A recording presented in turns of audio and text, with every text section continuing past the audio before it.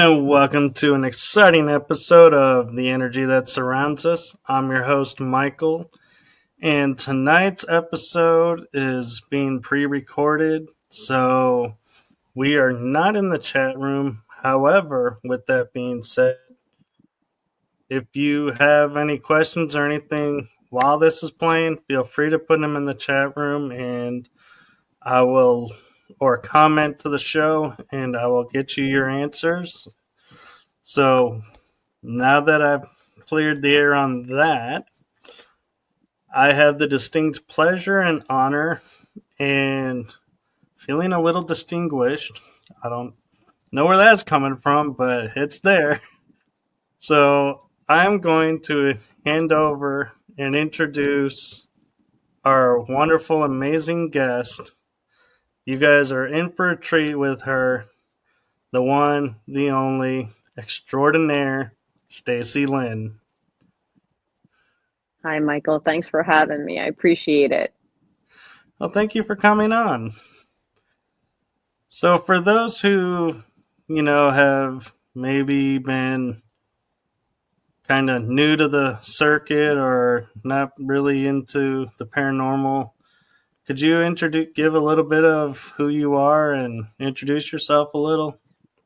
Sure. So my name is Stacey Lynne, and I'm from Jersey, and I am a physical and psychic medium. I had one of my first experiences when I was in a crib with a shapeshifter, and I like reading tarot. I'm very artistic, intuitive. I believe that we're here in this human existence having a spiritual journey, and we're just growing through it. And that's about it. I mean, there's many things that I like to do, but communicating with energies, spirit, is one of my favorites. Well, before we get into that, you mentioned something that I'm like, I feel I would be miffed and people wondering why I didn't inquire about. And that is, how do you have a medium experience? So, like, as you said, so young, and before you even really, were you able even to voice anything at this point?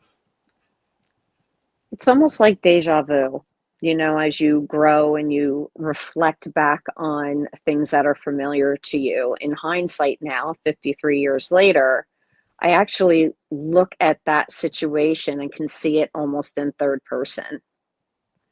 One thing that I do is I journey a lot and I do remote view.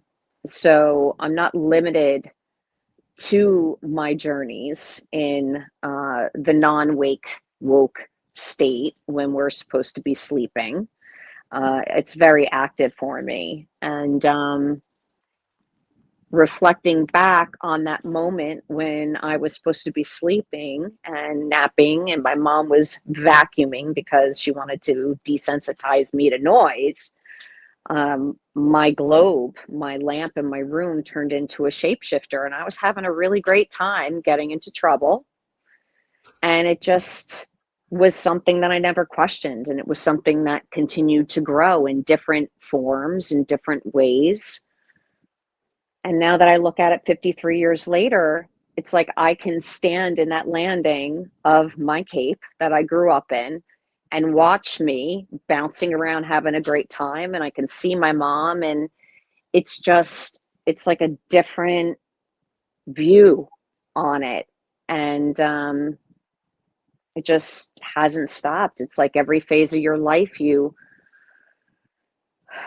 just grow with it. But in hindsight, it just evolved over the years on how I saw that. When I went to sleep, I would recall that memory. I would see it. I would be in different viewpoints of that energetic imprint.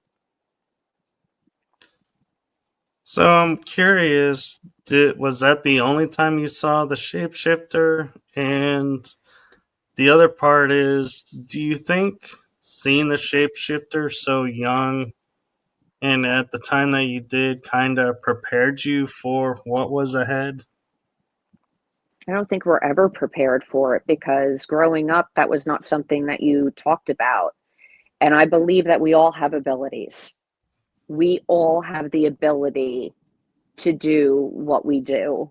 It's just where you are, the experiences that led you there. A lot of my experiences growing up were I was always by myself. You know, my mom was working, my parents were divorced, my sister was busy, and I just spent a lot of time sitting in self and growing, just a lot of health issues. I drowned when I was 5 years old, and my father brought me back. I've had a couple of near death experiences. I've seen the light, I've seen a darker light. It's, it's, I believe that when we sit in pain and we grow, that really brings us to places that we never thought that we could ever be. Fast forward to 2017, I had a foot surgery, and I always knew that I was intuitive, and we are. When someone has a conversation with you and you give them advice because you feel a certain way, that's a psychic ability. That's an intuitive ability. You're tapping into how you're responding to that moment. And I don't think people give credit to that. But I'm sitting there talking to my mom as she's making my coffee, and then all of a sudden my grandfather was in the room. And it was just like one of those moments like, okay, I really don't know what to do with this because I had always been a dreamer. I've always had premonitions. I always saw things, and things that didn't make sense, but they were always validated. But we all do that. So I don't know if we're ever really prepared to be in that situation. But I think the more that you relax in the moment and just trust the process, I think it happens a lot more for people. And that's just trusting that process.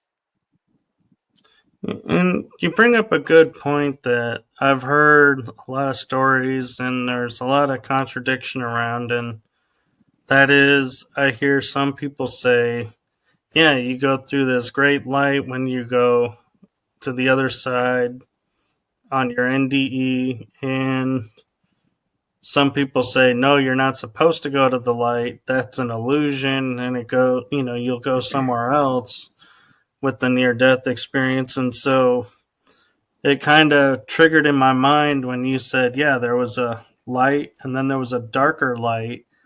So can you, if it's okay and not an uncomfortable situation, can you elaborate on the difference between the light and the darker light?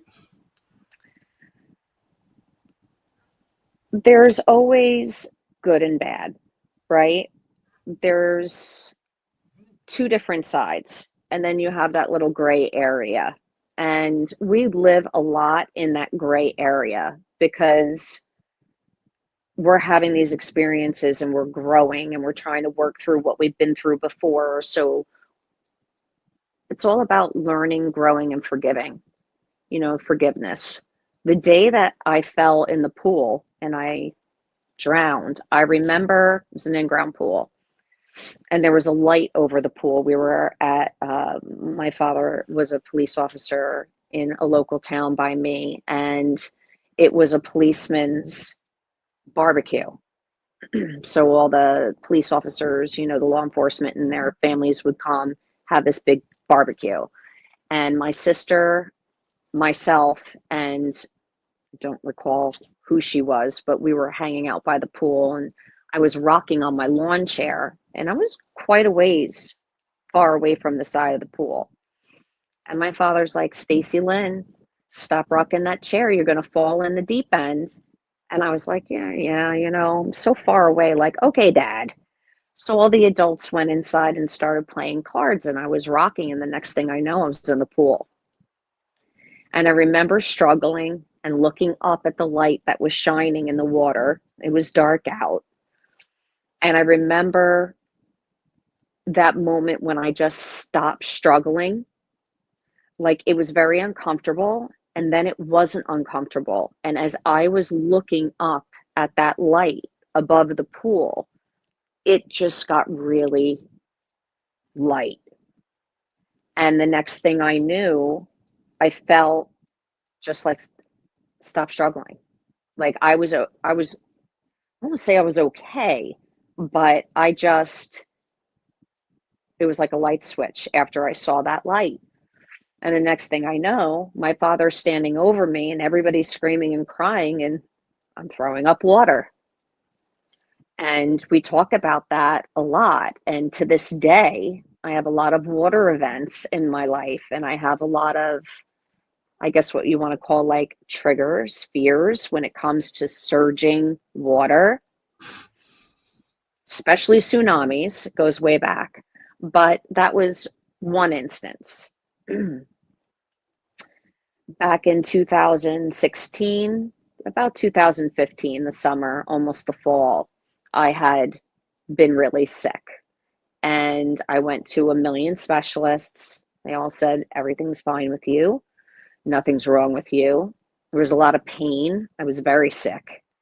And I found myself just not able to do anything. And life was continuing on, you know? The kids were going to school, the husband was working, and I just felt like I just sat on the corner of a couch and my day would be over. And there was just a lot of sickness and pain. And my girlfriend calls me and she's like, Stace, I want you to go see my doctor because I want you to get another opinion. I think that they're wrong. And I'm like, well, they're all telling me that everything is fine. Made a phone call. He saw me the next day, and it wound up I was actually septic. And I had to go in for a huge surgery. And he had to put me on really high doses of antibiotics for 2 weeks. And I remember being in the hospital, getting ready. You know, they were doing my IV and everything. And I was going down the hallway and I'm watching lights. My heart's pounding. And I'm like, I said, God, I am really okay. I'm tired of this. I'm tired. It's been a year and a half. I just, if this is my time, I'm good with it. Like, I'm really good with it. I'm just so tired of being sick, so tired of being in pain. So my family wheeled me into the room. My doctor was wonderful. I was so nervous. He literally, you know, because they put you on like a cross. They tie you down, strap you down, and my doctor just like laid over me and held me until I went under. And when I went under, I found myself in this very loud, and when I say loud, like in the ears, like the rumbling, it was this higher, very pitchy rumbling, and it was ominous to me. And although I couldn't really see around me, I knew that I had energies around me. And I was just like, okay, what is this? Because I was there, but I knew that I was on the table. And that was one of my moments. And I was just like, wow, what is this?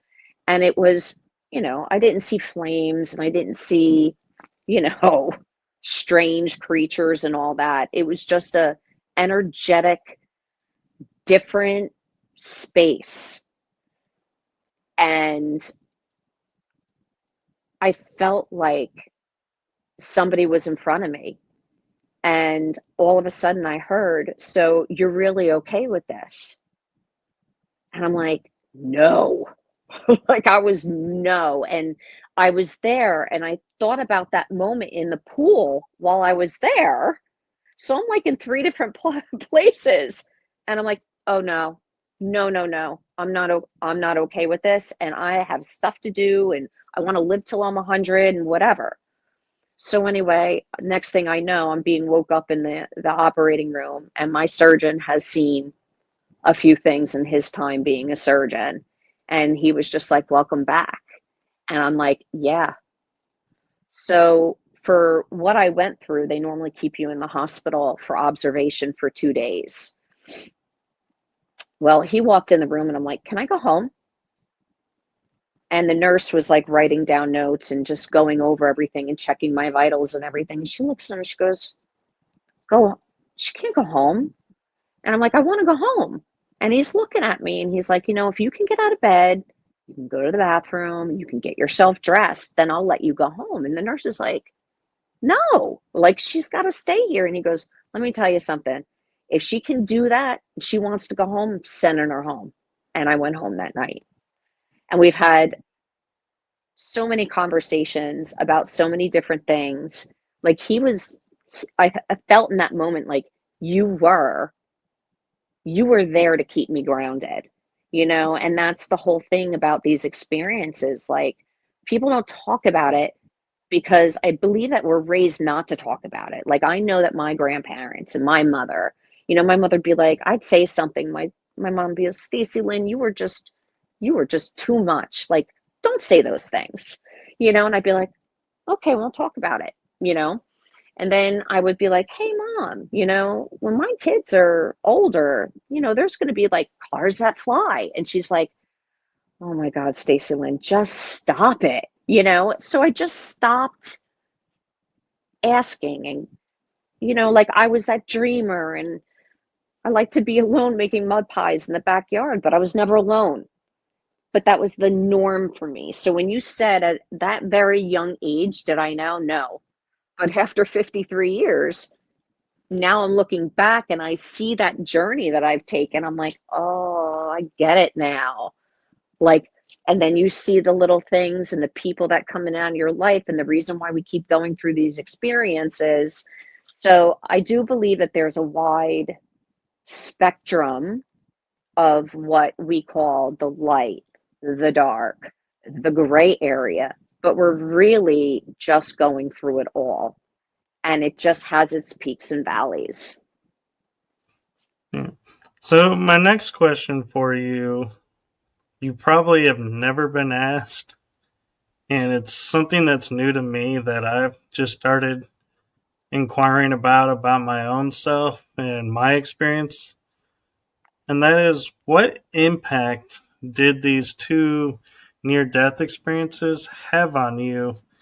And what do you feel came of them? Like, did you have abilities come from those experiences activating, or what did you recall now looking back at? Looking back at it from my first experience with the shapeshifter, and I remember all the things it turned into, I really never had another experience with that situation until about 6 years ago. So I went from that kind of energetic, I guess what, if you want to call it, paranormal experience, to looking at someone and watching their eyes change and seeing like a different form of them from a higher dimension, which I consider their higher self. But we all have higher selves, and there's many of them, but it depends on where you are in your soul's journey. So through the years, reflectively now, I look at it and I go, oh, I remember that deja vu. Oh, I remember that premonition. And it just evolves and grows into something different. I'm still having new experiences, but I always knew growing up and through school, like, my mom was very intuitive, very intuitive. She actually worked with missing persons. She's a police officer, went through the police academy, taught the police academy 15 years. Very strong, strong woman, but she was quiet. She didn't say much, but when she did, it was very impactful. And anytime I tried to get away with something like cutting school, and I only did it twice in high school, she was waiting for me in her car. Like, she knew I was up to something, and looking at my grandmoms and, Mimas, and just remembering how the time that I spent with them and the things that happened. And the looks they gave me, like that communication, like sometimes words don't need to be said. So that evolved through my health issues. I'm going to say health issues. We all have health issues, but it wasn't until the last 6, 7 years when I really started that roller coaster with no brakes. The shadow work, the waking up with, bumps and bruises from the past lives that I was experiencing in my journeys. Like, it's like a bull in a china shop and nobody tells you about that. But knowing that there was something, I just had to figure it out. And I've always just had this rooting myself and grounding myself with trust the process. But I'm so different and I look at things so differently now because of those experiences, because everything that's growing. And I get up every day and I'm like, what's going to happen today? Who am I going to experience? Who's going to present themselves to me? I can walk outside like I did tonight. I was, starting up the grill to make dinner, and I saw an elemental energy shoot across my lawn in the backyard. And at first I'm like, doing, ooh, and then I'm like, hi, of course, have a good night, those kinds of things. So there are things that are still new to me when they happen because they always happen in a different way.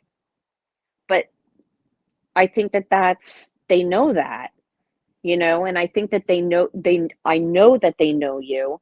And it's just really amazing. Like I'm just in awe and feel so excited every day. And I have bad days. I'm a normal person like everybody else. And, I get loud on the road when I'm driving and somebody cuts me off. But this journey is just ever evolving. It's always new. It's always changing. I'm always learning about the communication and how they come forward and want to share and give me messages. So I mean, that in itself is just mind-blowing. It's mind-blowing. No, that's beautiful. And one of the things I'm curious about as well is you mentioned remote view. Have you ever been like stuck in a situation or doing shadow work and was like, ooh, I can remote view myself and get the answers that I need and get an upper hand? Okay, so I'll explain how I do it, but that's an area I can't do yet. So it's like a fishing line, right? So how I experience it right now is like somebody throwing a fishing line and reeling me in. So if I'm connected to you and you're like, hey, Stace, I'm going to Trans Allegheny Asylum for an investigation, you know, um, I can connect through you because you're going with energies there.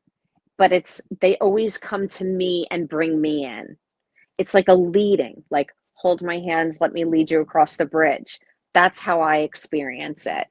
But if I have a client, like I have a client in New Hampshire who just reached out, she's having all kinds of interesting happenings on her property and in her house. And she's texting me and we're making a time to speak. And this energy pops up. And she's a jokester and she's telling me all these things, but it's always them coming to me. It's not me going, okay, I'm going to go to sleep tonight and I miss my dad, so I'm going to have an astral experience, out of body experience, and go visit him. I know that my sister and my dad do that. Like, you see them sitting up and laying down at the same time, and they've done that all their lives. I've never done that. Like, so it's always them leading me right now. But I have started to read about how to do that yourself. I'm just not there yet. No, that's really cool. And it's cool how that pulls you in. And so it's like a way of saying, we're giving you permission to be here even though you're not here. And so you get to partake. And one of the things that we've been kind of talking a lot about, but not really engaging in, is energy work. And I'm looking at it from a perspective. I do Reiki myself and other modalities. And I view every time something happens to me, I can tap into different energies. And so when you talk about doing like shadow work and being this psychic medium type that you are, do you feel like it's because of all the energy work you've been doing your entire life that you kind of are like this beacon that's glowing really bright and so everything comes to you? Or how does that work in view to you? Well, that grows, and I don't think that I ever thought I was a beacon of light.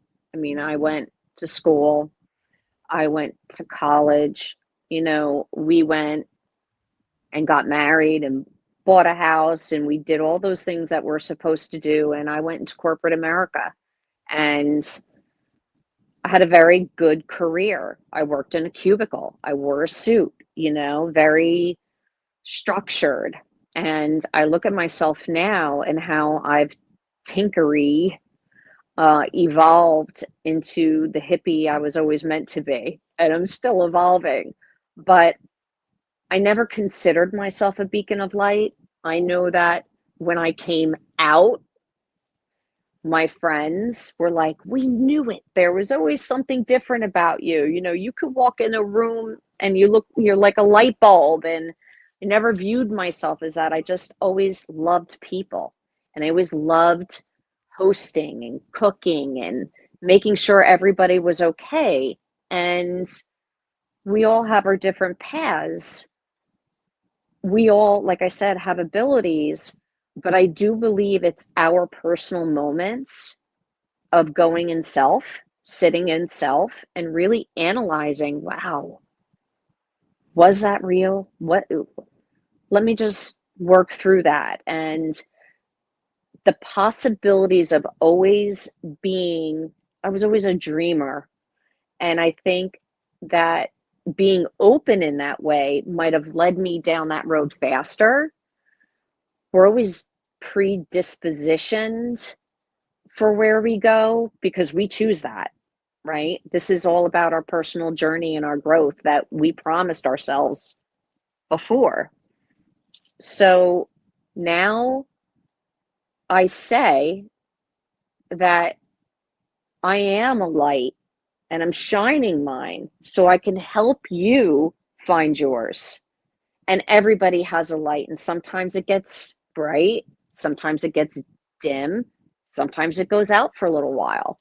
But that's why we do what we do, because we need to know that there's a higher energetic realms, and I'm not somebody who believes in death. I believe on a continued journey because that's what we are, and everything is energy. So I just think that our experiences always shape ourselves, and I think that we just continue to grow, and it's based on how open-minded you are. We all get busy. You know, I was having a lot of experiences, and then life got me busy. And I was focusing on the wedding, getting married, the having the kids, and doing all of that wonderful stuff. But it wasn't until I had to forcibly been slowed down and sitting a lot in my own energy that really truly opened up like an egg, cracked me open to see those other possibilities. But I believe it was my, people say it's your strength, you're so strong. We're always stronger than we think we are. And it's not until those moments that we really see who we are. And it's like a pair of glasses. Sometimes you have to wear glasses to see clearer. Sometimes you need to go through it, and we go through it to really open up and crack open that egg. And I believe we're all cracked, and we can't grow. It's like a seed, right? A plant. That shell casing has to break open before that beautiful plant can grow and fruit. And that's how I see us. Does that make sense? Like, that It was really does. deep. Like, I just went totally horticultural on that.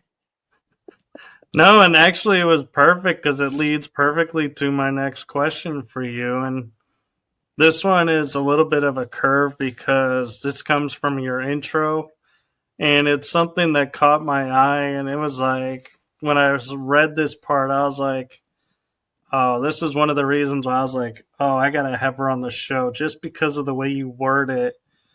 And as you're talking about the seed growing and everything, that is how you label yourself as a gardener and a dirt worshiper.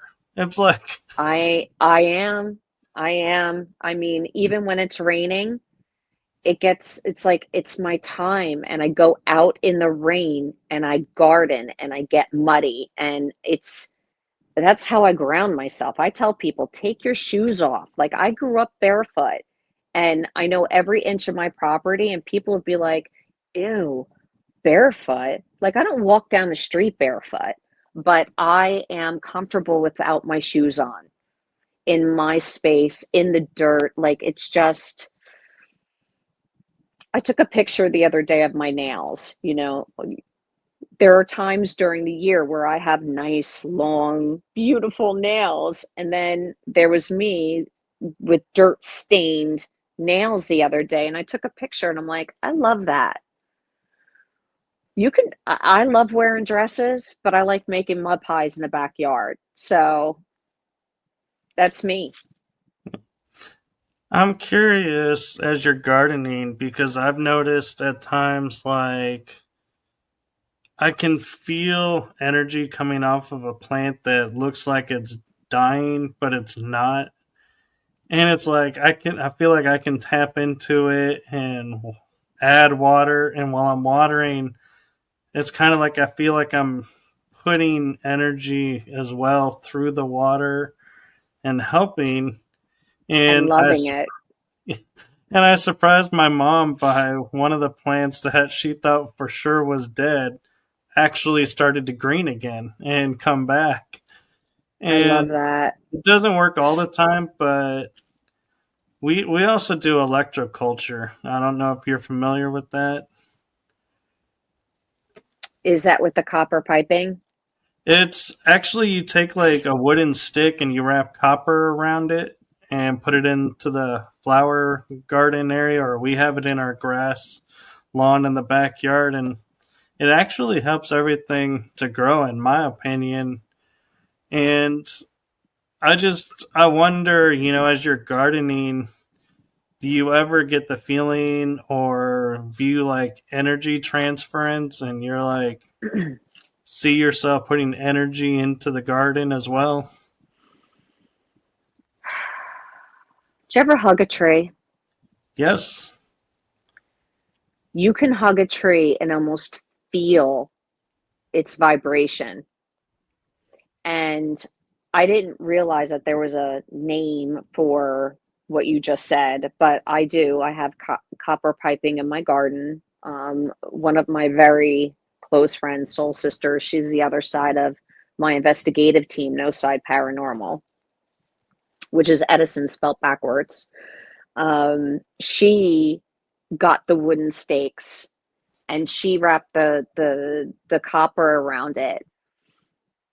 So I do believe that energy flows. Something that's very new to me, which I've never been able to do, but it was taught to me. And as I was going through this experience with a very spiritually gifted, like you say, you do Reiki, he does energy movement and healing. And he showed me how when trees split, they split because of energy lines. And in that moment, we were at a very old location. I could start seeing these like waves. And he's like, whenever you see a tree that's split, you can actually, you know how sometimes you can practice seeing an aura? You know, if you, Right. it's like candle gazing. Well, it's the same thing when you see a split in a tree, you can almost see that current running through. There's energy in everything. And I love going out to water my plants, and I'm happy and I sing and I play music and all that other stuff. And they say that that really helps the plants. And you just shared that story about the dying plant. My mother and I used to make fun of my mother because my mother would always be in the garden while I was out, you know, with the high 80s, you know, hair and clubbing and running around with my friends down the shore and all that other stuff. And, you know, in hindsight, it's like you turn into your parents, right? But we went to Home Depot and there was, I guess, Proven Winners is one of their plant companies that they get their plants from, and there was this smell of tangerines. And I'm like, what is that? And we walked up to this section of like rose bushes, and there was this little stick like out of the dirt, and the woman who was watering the plants came over to me, and I'm like, oh my God, like what's wrong with this plant? Is it dead? And she's like, no, you can save it. And she sold it to me for $1. And I brought it home and I planted it, and it grew the most wonderful orange. I have them on my my Facebook page, and they just glowing orange roses. And I unfortunately just lost it this last season, but I do believe in energy. I believe in the conduit of it, that you can attract it. I know that I heard a story about somebody planting or putting fence poles in their yard of copper, and when it would storm, it was like it would go around. It was like energy bending, right? I do believe in that. Wow, that's interesting. I never thought about putting poles around to keep Your the weather yard. out because we view the rain as good. We don't have to go out and water. Nature's watering for us. So it's like we kind of are the opposite. We want the storm. Well, you and I were just talking earlier about the rain and all this other stuff, and I don't get out to my gardens to water as much as I do, but I fought for so long to get on a sprinkler system because I needed to be out there with them, watering them and putting that love. And I just, you know, it's just doing that in everything that you do. Yeah. And I'm with you. I go in phases where I can be out there watering, and then it'll be like 2 or 3 weeks later, and I'm realize I haven't gone out and watered in a while. I'm glad I'm with someone who does, because it's like it just somehow bypasses my mind. But in mentioning your paranormal team, No Side Paranormal, I'm curious. What's everybody likes a good origin story, and so what's the origin story besides, like you said, I looked at that name several times and never realized it was Edison backwards. Well, it has a dual purpose. So, without getting deep, it's Edison spelled backwards. And when I started doing, and it wasn't like really investigating, I've always had a love of old homes, plantations. I have very strong, I've had a couple of past life regressions, and I was always meant to be in the South.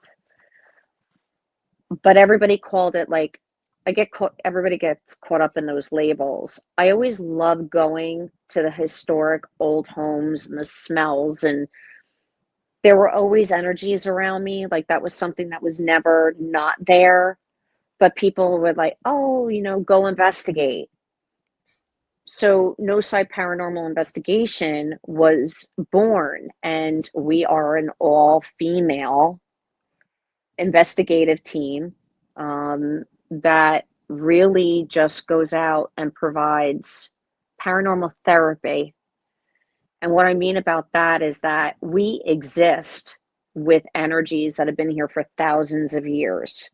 So, like, you buy an old home, you start renovating it, and you start having paranormal experiences. Well, if you approached it a little bit differently and just talked to the house and the property and what you're doing, and, asking for the blessing and just loving it, right? Like a plant. Sometimes those experiences are a little bit better, but it's really no side. So the dual meaning is we don't have sides. We talked about the light, the gray, the darker light. It's all existing. So whether we're here in this 3D journey, or like my mom is in her next journey, she's left this life. People will say death, which I don't believe in. I believe in the continuation, just on a higher energetic level. It really hit me one day, and that's what hit me, was there are no sides. We're in this, we're doing it all together, where you are, no matter what you look like, where you come from, or where those energies come from. So that's kind of deeper. I like that you went there, thinking about that no side. But when I talk about no side, I actually see like a reflection, like a mirror kind of thing, where it's like flipped. Just how I see it. No, Should I draw love it. that. And one of the things that I kind of looking at and wondering is thinks of the paranormal as being like the TV shows. And so there's a few people out there that I enjoy talking with because we have different views of what the paranormal is. And so before I go any deeper and ask deeper, questions, I'm curious to see what is your viewpoint and definition of the paranormal when people ask you. I think I just understand where they're coming from. Again, we were talking about like titles and labels and explanations. I think paranormal is the idea of what you can't see. Like, there are times where I feel energies and I know who they are, can actually like see them in my mind, like a TV screen. And then there are times where I'll turn and I actually see, a different form of a person. So I think when people say paranormal, it's just understood that it's not in our human bodies, our vessels, our suits. Okay, the reason I ask is to me, it's anything that's unexplainable. So I'm like, for me, then I'm able to broaden where I go with shows because I feel like so many topics that we could be talking about, some people are like, no, that's not what that is. And I'm like, well, it's unexplained, so therefore it counts. There is a balance with the science, right? But then you have people who are able to see those energies and see that they exist and know that they're real and trust that process. And you've been through a thing or two. So I think it's I think it's very similar to perception, right? Um, how we view what it is. There's a lot of stuff that's unexplainable, but it's there. And I think a lot of it, some people don't believe in paranormal equipment, right? Some people believe in that science and the K2s and all that other stuff. I mean, I am my own piece of equipment. So paranormal can be unexplained. There are things that happen and I'm like, I don't understand that. And then I'll go and I'll ask, like, can you show me what that was? I'm not really sure. I don't think that I ever feel really scared about anything like that, but there's a lot that's unexplained unless you are able to know the journey of that.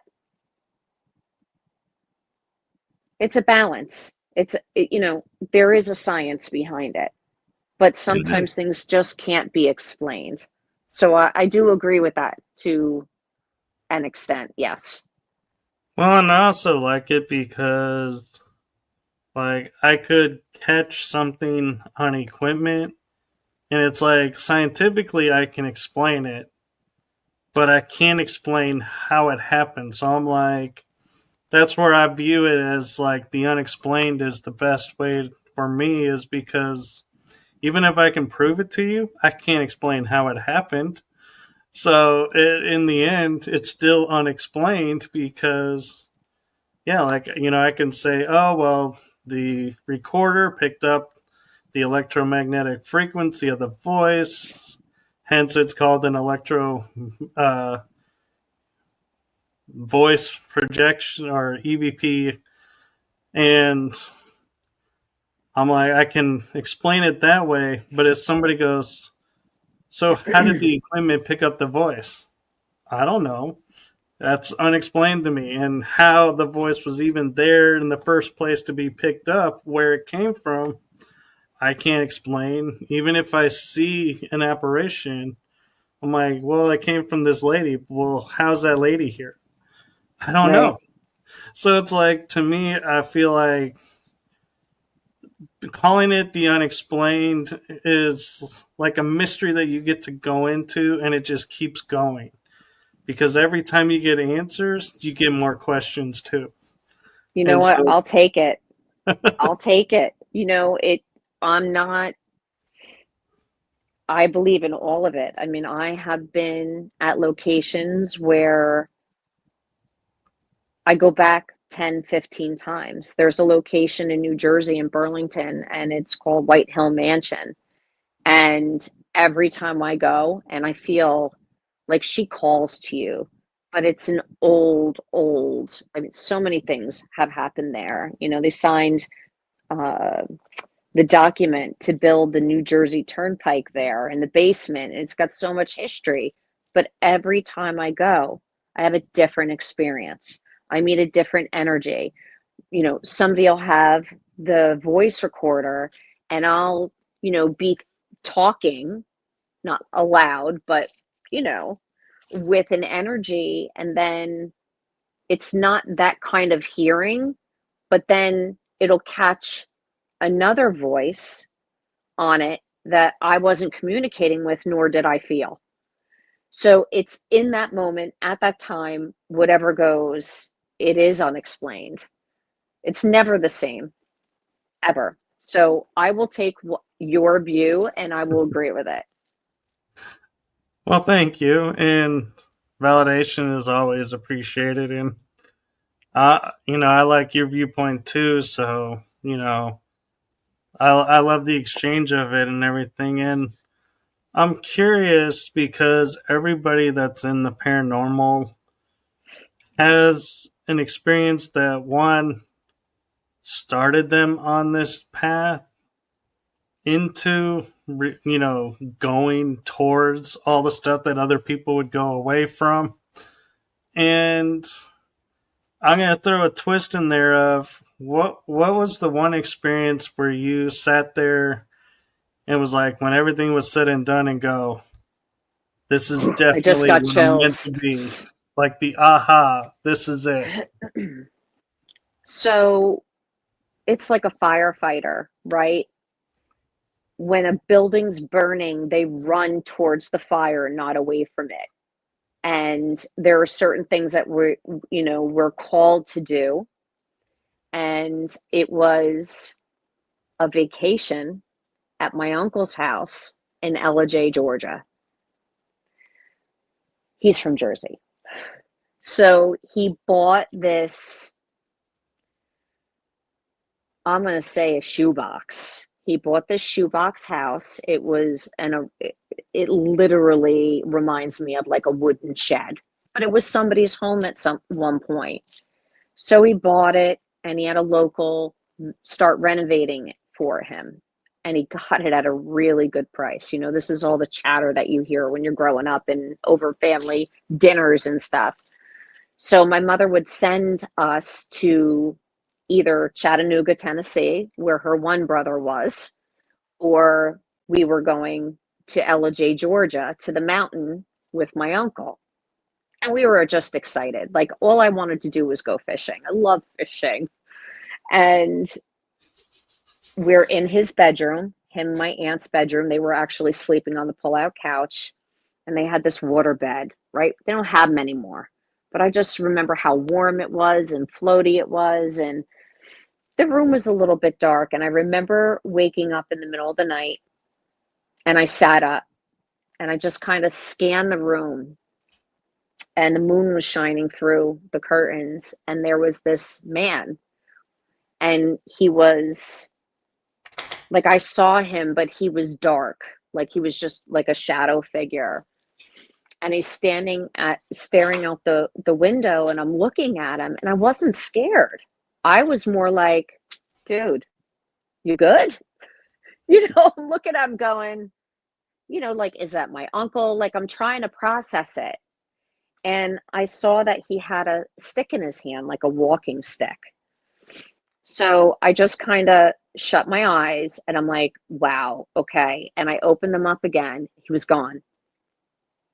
All right, got up, went to the bathroom, went back to bed, and we're eating lunch the next day. And my aunt's making us macaroni and cheese. And I'm like, hey, Annalene, I have a question for you. And she's like, what? And so I was probably 8 years old, 7 or 8. I said, do you ever see the man in your bedroom? She turned around, and she just turned stark white, and her eyes were big. And she looked at my uncle. My uncle goes, what'd you just say? And I go, the man in your bedroom with the stick. You saw a man? And I go, yeah, I saw him in the middle of the night. Like, what's going on? So anyway, long story short, before the house was renovated, that was a porch. And the family that lived there, he wound up outliving his, family moves away, his wife passed away. And he actually, what I saw as a stick was actually a shotgun in his hand. He actually killed himself in that spot on the deck, which was renovated to a bedroom. And calling that energy in again, I think that was it.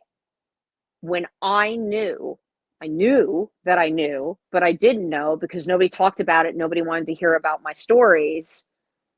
Wow. That had me curious. And growing up and spending a lot of time with my grandparents, my father's parents, I was always deeply interested in like the mafia stories and the ghost books that they had. And, my mom would be like, Stacey Lynne, that's so dark. Like, she would yell at my grandmother, don't let her read those books. So now reflecting back on those times, I'm like, she knew. Like, she knew she was interested in it too. So that moment was like, wow. But it was a really long time after that before I saw another figure, and probably until 2017 when my grandfather showed up, and I'm like, well, this is familiar. Wow, okay. And you know what? Just never stopped from there. And it's just been crazy since 2017. But what brought me there was that I believe it was that septic sick crossover. And so somebody once said to me, well, when you die and you come back or you have a near death experience, you're like a half human.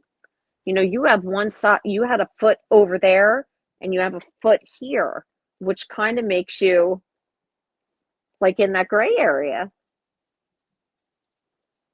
Call it what you will, but I always had people come to me in my dreams in that state. And in that moment, in October of 2017, it all changed. And I'm still growing and I'm still learning every day. I have new experiences, but the intuitive, the precognitive, the knowing, the sensing, I think that was really the first time.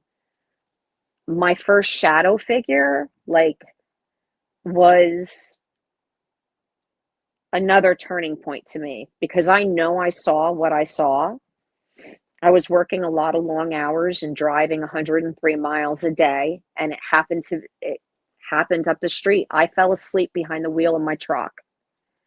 And as I was falling asleep, this huge, it was like a giant, dark, and it was male, jumped out.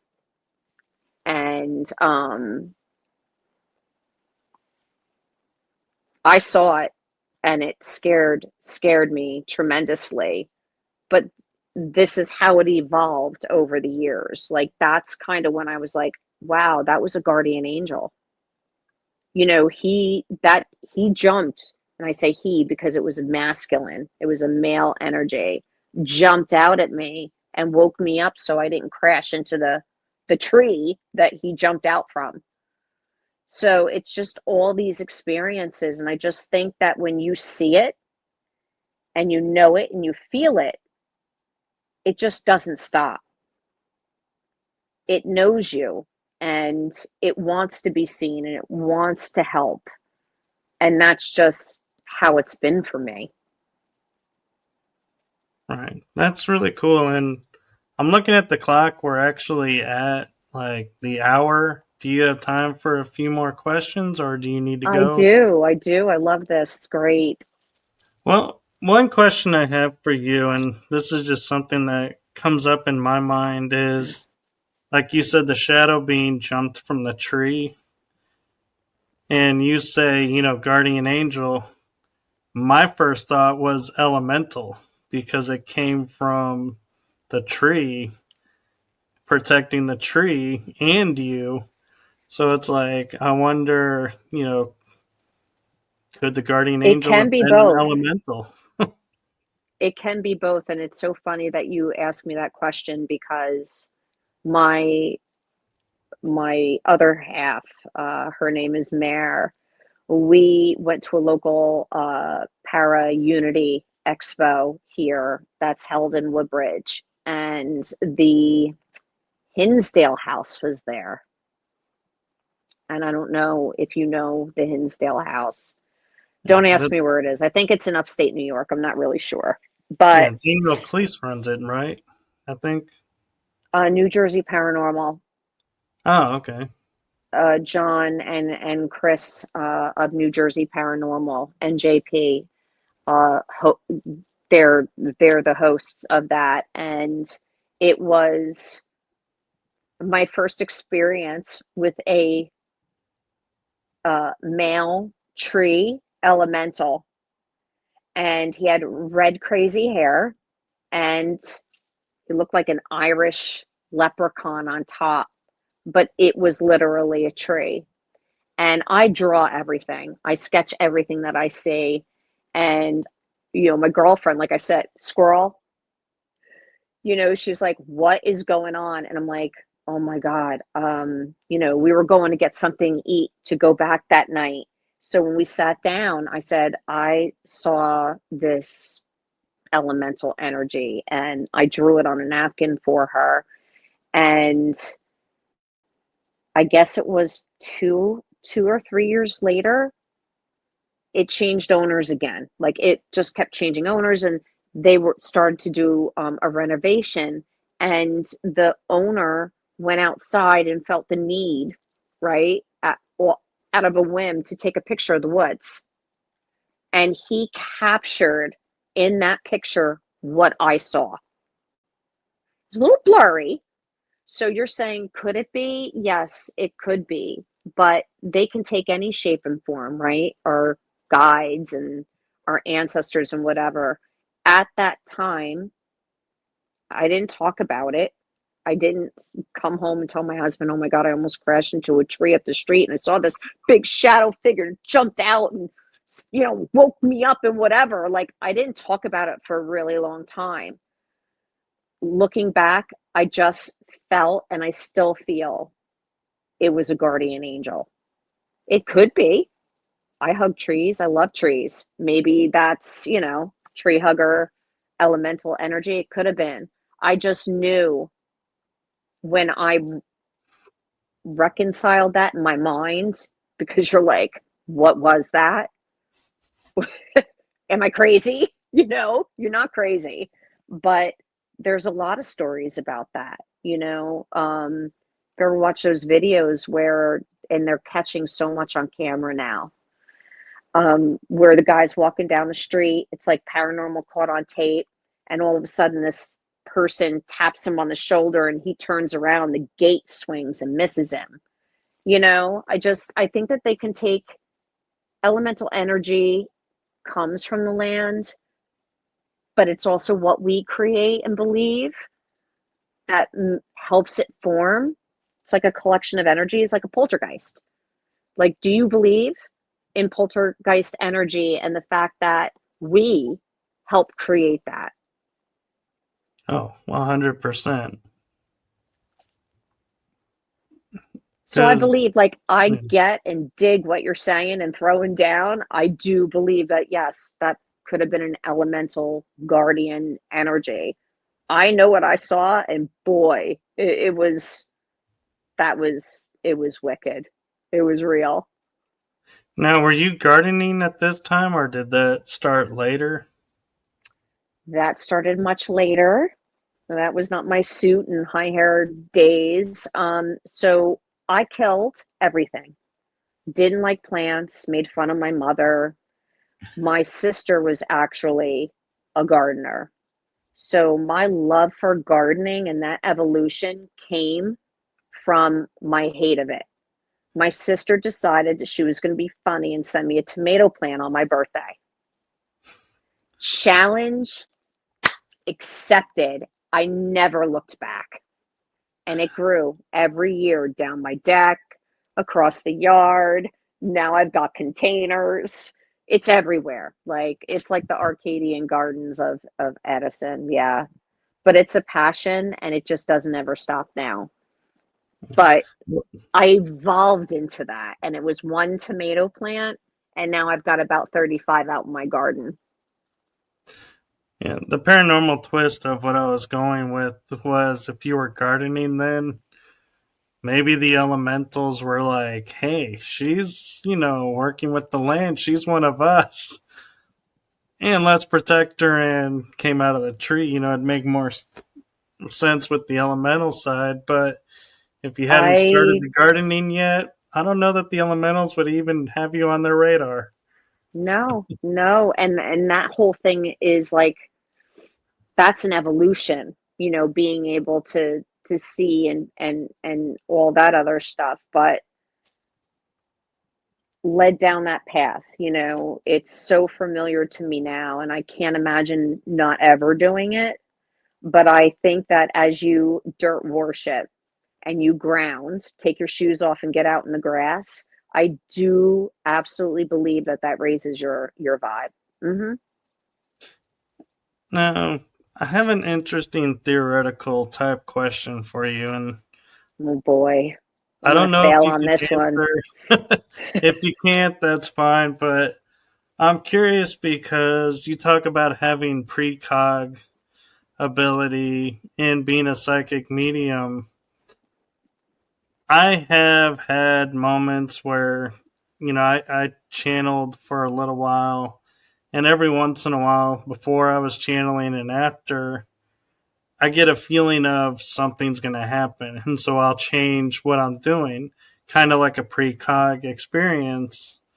So I'm wondering, is precog an ability that awakens the mediumship and psychic side? Or is it just appears that way and it's not really that way? So I'm going to loop back to the my comment, like my explanation on intuition. So we have labels for everything, right? We to describe how we're able to do something. So I believe that we all have that ability. But how I would like to explain it to people is you go to the gym, why? To build muscle and get stronger. As you acknowledge your experiences and trust that process, right? And be in flow, really, just being in flow, you're working your spiritual muscles. So I think as you use it and you accept it, I do believe that it continues to grow. I do think that there's an acknowledgement there, but precognitive is the ability to know I shouldn't walk down that dark street with no lamps, or I shouldn't be walking in the middle of a mountain that doesn't have a town, or say, like, all right, here's the thing. So, like, I went to work every single day. I went, 50 miles one way, 50 miles the other way. And you know how it's like you leave for work and then you're sitting at your desk and you're like, I don't even really remember the ride. It's like you get it, you go to that comfortable transient place, but you were present, but you were somewhere else doing something else, right? I don't Exactly. Yeah. remember, I remember leaving, but I don't remember that journey to work. It's like cruise control Yeah. I call it zoning out. or tuning in. Yeah. So my whole thing with that is that we have intuition where we know we shouldn't do something because it's going to turn out bad, and then we do stuff that we know we shouldn't do. You like I have that. Stacey, don't do that. That's not going to work. You're going to hurt yourself. And then I hurt myself and I'm like, I should have listened to myself. So we all have that. That is absolutely there. But trusting that it's there and that you're just not talking to yourself. You're not talking to yourself. It's a higher knowing, intuition, precognitive. It's just a knowing. You drive the same route every single day, but one day you decide, I don't want to go that way. And then you hear later that there was an accident there. And you say to yourself, oh my God, I'm so glad I didn't go that way. Like, why did I feel today that I shouldn't have gone? So what I'll share with you really quick that people, it's all relatable. How we can really people that they can do this, right? September 11th and the World Trade Towers. I tried to get a job within my company at the World Trade Center. And 2 weeks before that happened, I interviewed for a managerial position. I didn't take it. The commute, the hours on the train, the waiting for the train, like it was just so overwhelming to me. And I honestly didn't want to run around New York City. I liked my cushy little, 10-mile drive to work and my short commute. And then that happened. And that makes you sit there and go, well, why didn't I take that job? Well, why didn't I do this? Or you'll hear those stories of, I called out sick that day. I didn't want to go. So is there really just ever knowing? It's so much bigger than we can ever explain, but it's how we go through it and perceive it and then share and grow those spiritual muscles. I don't know, call me flighty and whimsical, but that's how I feel when we talk about this, because it's just so much bigger. And I just love to share about what I see, and I love to validate what somebody's going through, because they're going through it and it's real. It exists. Yeah. And one of the things I love about paranormal podcasting is happening right now. It's throughout the show, it's like you had this soft, mellow sound.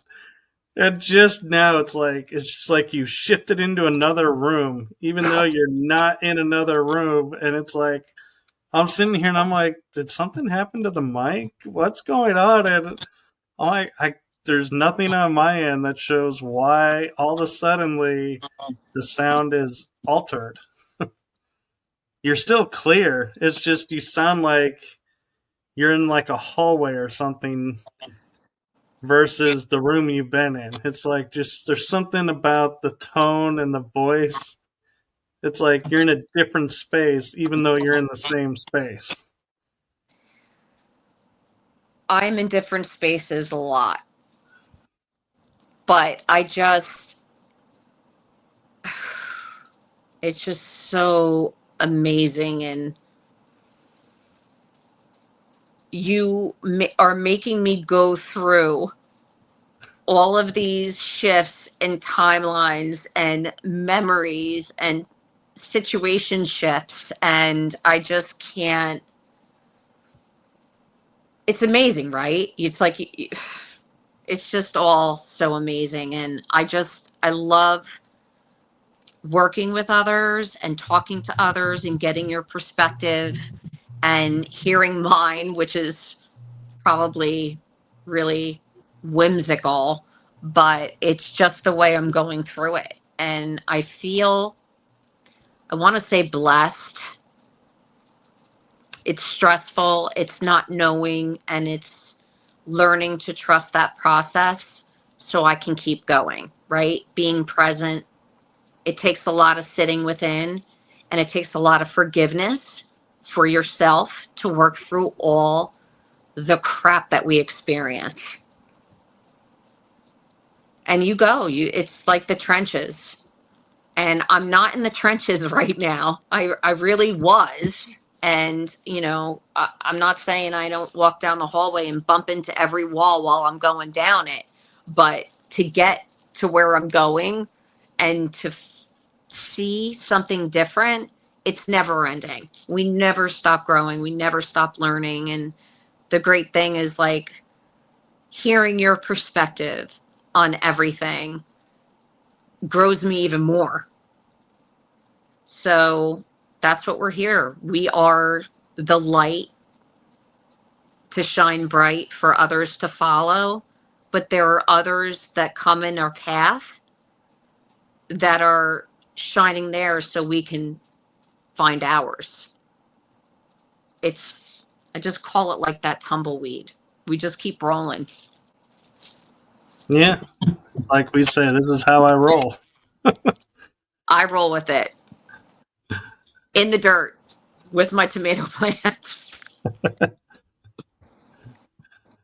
So one last thing I'm curious to ask, and then, we may look at the time again, is a lot of people talk about shadow work and how they are like, I want to avoid it at all costs. It leads to like dark nights of the soul, and I don't know if you've had those, but what advice I would say, putting positive to a negative perception, I'm not saying a negative experience, just perception of it. What positive would you give to people that are going through it as kind of like a kernel of hope of, yes, you can get through this. It'll be okay. Well, we're always in a much better place than we were. Always, right? And I tell people when I read tarot and I interpret the cards from an artistic explanation point of view, it just helps me communicate more along with validating what I'm channeling for whoever that is. But you can never stay in your size 4 shoe. Your feet grow. You can't stay there in those shoes. You have to buy shoes that are growing with you. So when somebody says, and this is going to, sorry, long-winded explanation, but why do these things always happen to me? And then you'll be like, because you're not learning your lesson. Well, everybody has that, the same situations and the same repeats. So what I'm going to say is it's what's on the other side. You know, growing up, you ever be in that, like, that situation that you thought you were going to die? How am I going to get through this? Oh my God, it's so bad. Like, I'm never going to get out of this and I'm never going to recover. And then, 30 years later, look at you. So life only keeps throwing at you what you're not learning. So learn from it. If I tell people, like, when you argue with somebody, you're having a conversation. It's like, never discuss politics at the dinner table with your family, right?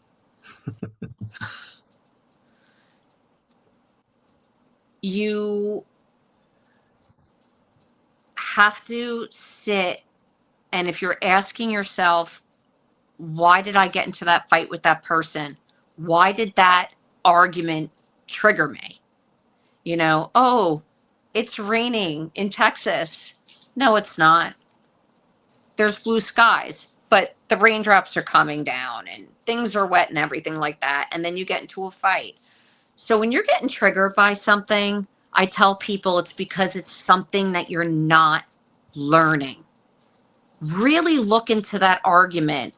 Why did you get so mad? Why did you disagree? Why did you get so defensive, right? It's those defensive moments. And I talk a lot on my channel about there's responding and there's reacting. And if there's a reaction, that's a trigger that you're not learning that can come from a past life, recall.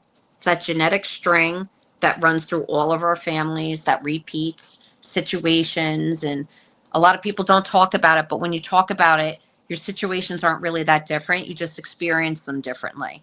So if you can't learn, when you say, so I'm in digital marketing, I am a strategic thinker, analyst, and I call myself a marketing maverick, but I will never call myself an expert because I am always learning. And I think that being in that moment and understanding that this is all about learning. It's all about getting to know yourself and those around you and being a better person when you get up the next day and doing it better than you did the day before. And that's the process, is just doing better every single day. And when you go through the trenches, and I can share some videos with you 5 years ago, waking up and going, what is going on? And who can tell me what is going on and why I'm going through these things and why I'm having these recalls and these deja vus that are so horrific, right? Getting chased down the street and waking up before you get hit. Like, why am I going through these? And I keep going through it. Well, it can be bigger than that. So for the people that are like, why do I keep going through the situation? It's something that you're not learning. It's something that you're not realizing. The universe only gives you so many times to figure it out and work on it before your bridge blows up. But I can guarantee you, if the bridge blows up, there's still a boat to take to the other side. There's always a way. So I would just say to everybody who's listening, don't give up and get excited about waking up the next day. And if you're not batshit passionate, am I allowed to curse? About Fine. that process, I'm sorry, the jersey just came out. What are you doing? Are you on cruise control? Get off of cruise control and start living your life. And it's about the bumps and the bruises and getting back up and falling down. And every time you get back up, I promise it's always better. You're always stronger, and you'll always get to somewhere different. And if that's not changing, then you need to make a change. I know I'm making it sound simple, but it's just all of these years of experience in hindsight and just convincing trust that process. But we're not on the same, there's levels and dimensions. That's something in my bio. We're all at different places and we all do this through our life. It's like that 6 degrees of separation. Trust those who go to grow. And if they come back, there's a reason for that. But it's all, I believe, for the growth of our journey. And forgiveness is really for us and nobody else. Let it go and grow with it. Be in flow. It's like current. It's like the water. Jellyfish, they don't know where they're going, but they're beautiful, graceful, and they can be deadly. But they go where the current takes them. Flow with that current. Trust the process is so cliche, I know. No, and it's funny is because in growing up metaphysical, we were always told, who told you it was going to be a difficult journey? It's as hard as you make it. So if you want to make it like you're going up Mount Everest, good luck with that. If you want to make it like you're climbing a little anthill, good luck with that. It's all perception. Right.